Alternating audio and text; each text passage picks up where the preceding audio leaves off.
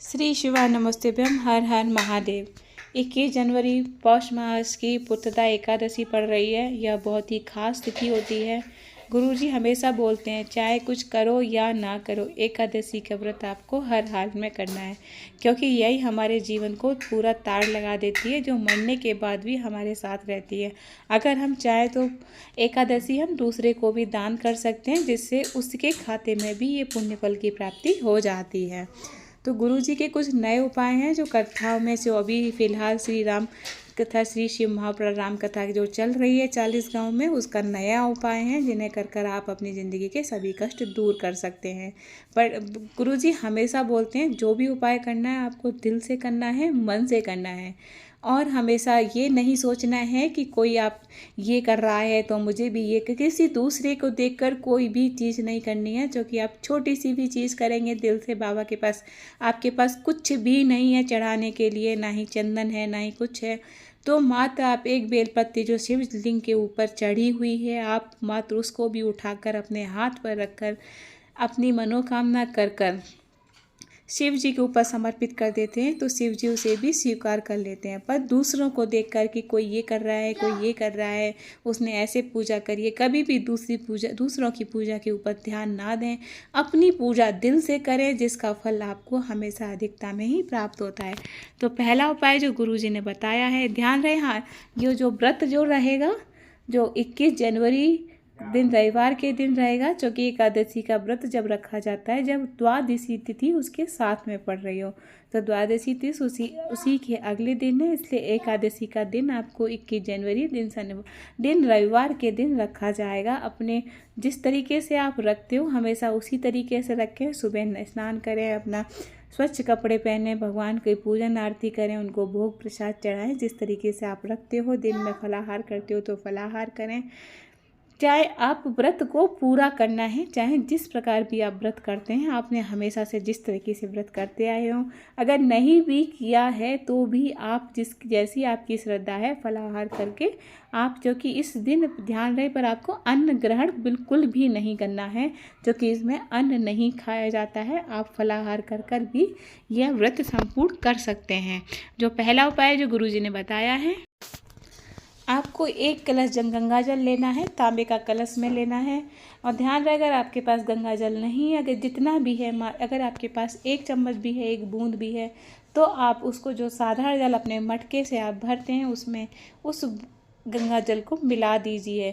अगर आपके पास में गंगा जल बिल्कुल भी नहीं है तो आप सादा जल अपने घर के मटके का, परिंदे का भी ले सकते हैं। उसी को आप गंगा जल माने, भोलेनाथ से कहें कि जो भी है मेरे पास में यही है, आप इसी को स्वीकार करें। और इसमें 7 बेलपत्र डाले हैं। ध्यान रहे बेलपत्र कहीं से कटे फटे नहीं होने चाहिए।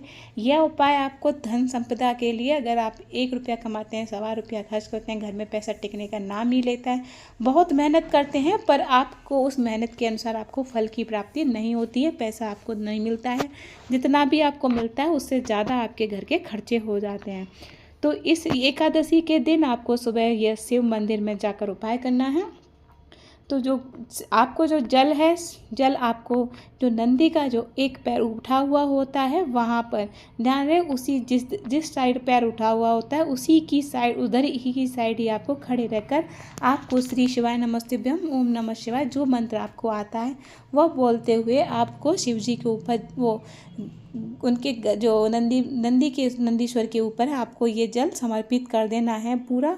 और जो बाकी की जो 7 बेलपत्र आपके लोटे के अंदर बची हुई हैं, कलश के अंदर बची हुई हैं, उनको निकाल कर देवादिदेव महादेव को समर्पित कर देना है, जिसमें जो डंडी का मुख रहेगा, जिधर से आप समर्पित कर रहे हैं उससे विपरीत दिशा में होना चाहिए। वैसे आप हमेशा प्रयत्न करें कि जो अशोक सुंदरी होती है उससे जस्ट विपरीत दिशा में दक्षिण की ओर बैठकर उत्तर की तरफ आपका मुख होना चाहिए। आप जो भी उपाय करें वहाँ बैठकर करें, जिसका फल आपको बहुत ही जल्दी और शीघ्र प्राप्त होता है। गुरुजी हमेशा बोलते हैं कि यहाँ पर बैठकर किया गया जो भी उपाय है वो हमेशा आपको अच्छा ही फल देता है और शीघ्र उस फल की प्राप्ति होती है। दूसरा उपाय जो आपको करना है, दूसरा उपाय जो गुरुजी ने बताया है अपनी नई कथा में, जो श्री राम शिव महापुराण कथा में बताया है, जो उपाय बच्चों के लिए है। जो गर्भवती नारी होती है, अगर डॉक्टर ने बोल दिया है कि बच्चा आपका सही नहीं है, इसके हृदय में प्रॉब्लम है, इसके हृदय में छेद है या उसकी धड़कन भी नहीं आई है, या फिर कोई भी मानसिक रूप से विकलांग है या उसके हाथ पैर बेकार हैं, तो गुरुजी ने बोला है कि आप वैसे तो ये आप सोमवार की अष्टमी जो विशेष तिथियाँ होती हैं, और कल पुत्रदा एकादशी है, रविवार का दिन है, पुत्रदा एकादशी है जो बच्चों के लिए बहुत ही महत्वपूर्ण होती है।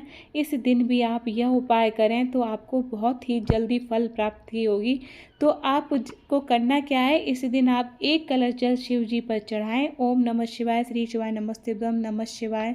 इस तरह अगर स्त्रियां कर रही हैं तो हमेशा ध्यान रहे तो नमः शिवाय, ओम नमः शिवाय, इस तरीके से, मतलब आपको ओम नहीं बोलना है, सबसे पहले नमः शिवाय बोलना है, तभी आपको फल की प्राप्ति होगी।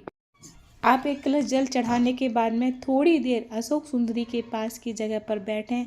उनके जहाँ कार्तिकेय जी का और गणेश जी का स्थान होता है वहाँ पर उनके चरण स्पर्श करें, धीरे धीरे हल्के हल्के हाथों से, जैसे आपने मंदिर में देखा होगा, बहुत सारे मंदिर में लोग उस तरीके से पैर दबाते हैं भोलेनाथ के।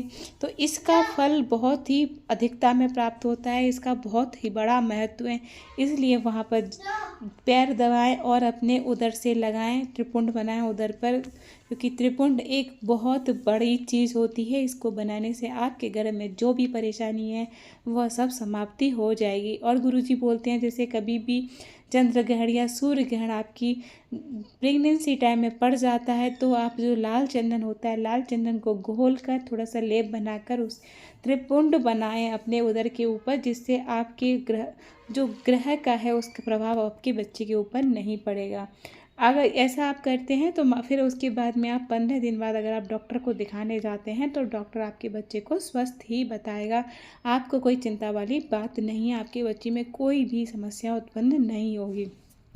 धन्यवाद। हर हर महादेव। मेरा ये वीडियो आपको कैसा लगा कृपया कमेंट में हर हर महादेव अवश्य लिखें, और मेरा चैनल सब्सक्राइब करें। इस चैनल में जो भी पंडित प्रदीप जी मिश्रा जी द्वारा उपाय बताए जाते हैं इस चैनल के माध्यम से आप प्राप्त करें। मेरा पूरा वीडियो एंड तक देखें। और आप सभी को 22 जनवरी की श्री राम प्रतिष्ठा की शुभकामनाएं। आप सभी अपने घर पर श्री राम का पूजन उस दिन अवश्य करें और उनके नाम से दीपक दिवाली की तरह अवश्य प्रज्वलित करें।